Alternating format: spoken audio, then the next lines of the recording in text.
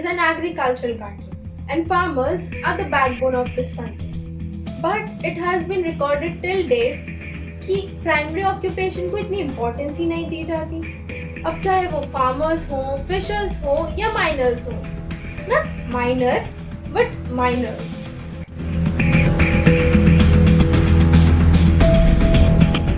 Farmers जिनको लोग अन्नदाता कहते हैं, वही कुछ करप्टेड लोग इनके मुंह से इनकी 2 वक्त की रोटी छीनने से पहले भी एक बार नहीं सोचते क्या हम लोग सही दिशा पे जा रहे हैं? नहीं, बिल्कुल नहीं। Hello guys and welcome you all to our another video. And आज हम बात करेंगे उन्हीं फार्मर्स की जो स्ट्राइक पे बैठे हैं और इंडियन मीडिया की कवरेज में एक भी बार नहीं है। डेमोक्रेटिक कंट्री में रहते हैं तो हमारे पास राइट है कि हम अपने व्यू पॉइंट्स लोगों के सामने रखें, तो हम आज वही करेंगे क्योंकि आखिरकार हम ही तो देश का फ्यूचर है और अगर हम फ्यूचर के बारे में सोच रहे हैं तो उसके लिए हमें प्रेजेंट में जीना पड़ेगा। As we all know, parliament में कुछ दिन पहले ही फार्मर्स बिल 2020 प्रेजेंट किया गया एंड टू बी ऑनेस्ट इस बिल को देखने के बाद आई रियली डाउट कि क्या हम एक डेमोक्रेटिक कंट्री हैं भी या नहीं, क्योंकि this bill says the opposite. अब अगर हमारी गवर्नमेंट और हमारा लॉ ही हमारे देश के फार्मर्स के बारे में नहीं सोचेगा तो लोगों से एक्सपेक्टेशन रखना तो सबसे बड़ी गलती है।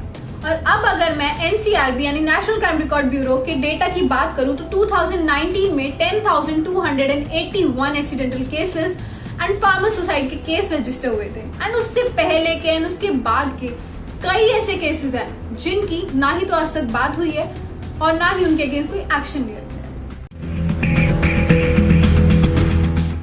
The very first thing about this bill, the Farm Bill has 3 bills under it.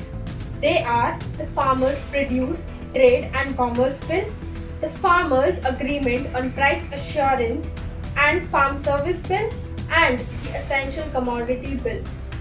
Government ने फूड एंड ग्रेन्स की सेल को लूजन कर दिया ये सोच के कि फार्मर्स को इससे लिबर्टी मिलेगी on sale, pricing and storage of farm goods, और जिस वजह से ये सभी फार्मर्स आज तक एक सेफ साइड पे थे। They have also allowed private buyers कि वो essential commodities को खरीद के स्टॉक में फ्यूचर सेल के लिए स्टोर कर सकते हैं, जो पहले खाली गवर्नमेंट ऑथराइज्ड एजेंट्स किया करते थे।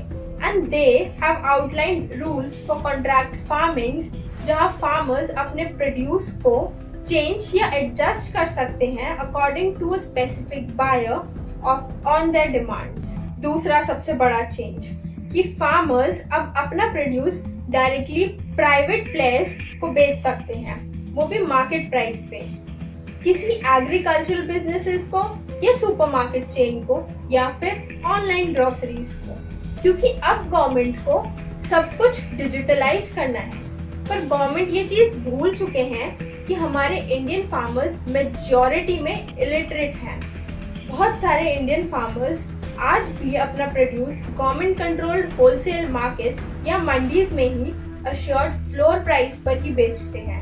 ये सारे market committees most of the time large land owners या ट्रेडर्स या कमीशन एजेंट से बनती है, जो मिडलमैन होते हैं for broking sales, organising storage and transportation and financial deals for farm producers.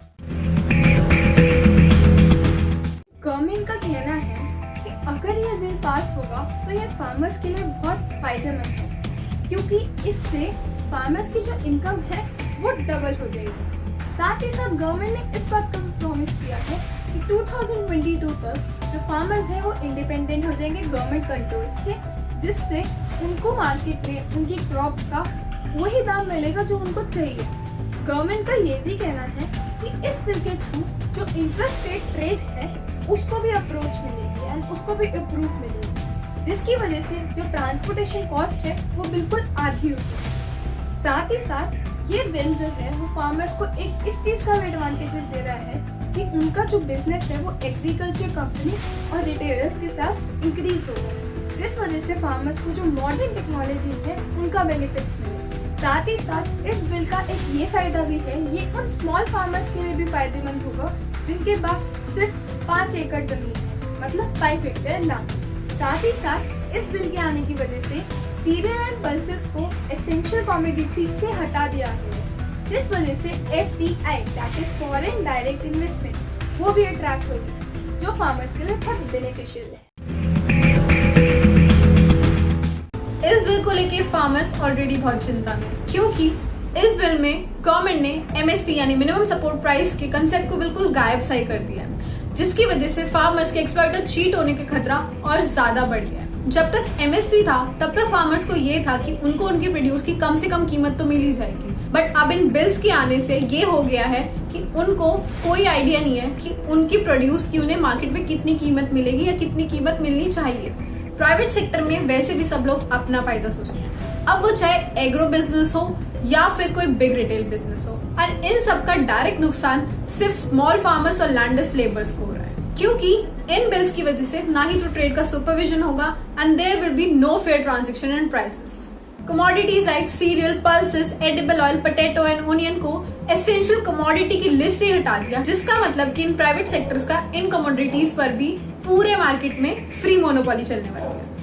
There will be no amount in duration की कौन सी कंपनीज कितना स्टॉक होल्ड गुड स्टोर कर सकती है, जिसकी वजह से ब्लैक मार्केटिंग और फूड अडल्ट्रेशन और ज्यादा इंक्रीज होगी एंड ये कंपनीज कोई मौका नहीं छोड़ने वाली पब्लिक और फार्मर्स को चीट करने में। इसका मतलब कि जो प्रोड्यूस हमें पहले बेस्ट क्वांटिटी और क्वालिटी में 20 या 30 रुपए में मिल जाती थी, अब वही चीजें हमें उससे भी बुरी क्वालिटी में मिलेगी और ना जाने कितने महंगे प्राइसेस में।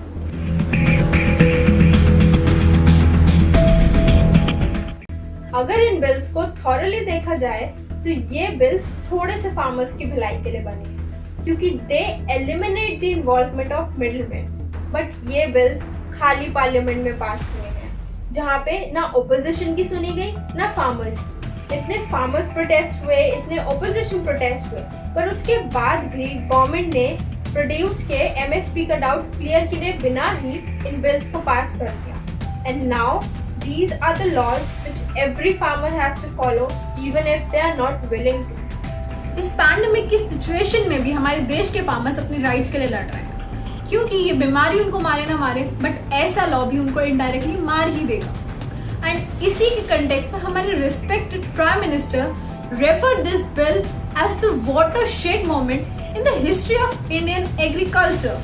एंड उनका मानना है कि ये बिल करोड़ों फार्मर्स को एम्पावर करेगा। बट इस स्टेटमेंट की जस्टिफिकेशन के लिए गवर्नमेंट ने अभी तक कोई भी ऑफिशियल स्टेटमेंट प्रेजेंट नहीं की है।